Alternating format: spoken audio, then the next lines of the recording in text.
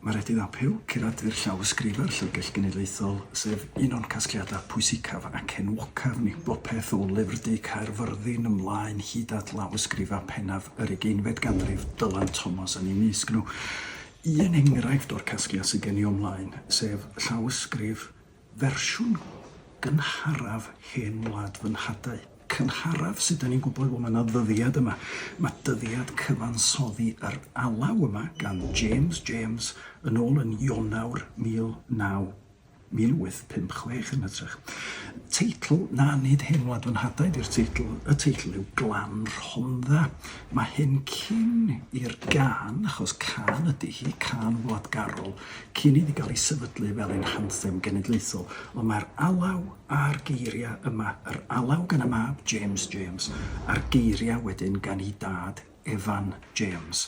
Dyma'r cyfnod cynnar cyn iddi gael ei chyhoeddi mewn print.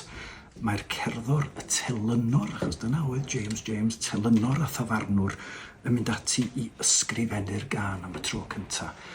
Chydig flynyddoedd wedyn, mae'n dod i enwogrwydd yn yr Eisteddfod Genedlaethol, gan gynnwys Eisteddfod Genedlaethol yma yn Aberystwyth, ac ar ôl hynny mae'n cael ei chyhoeddi. The rest, maen nhw'n dweud, is history, a mae'n anthem genedlaethol i ni erbyn hyn.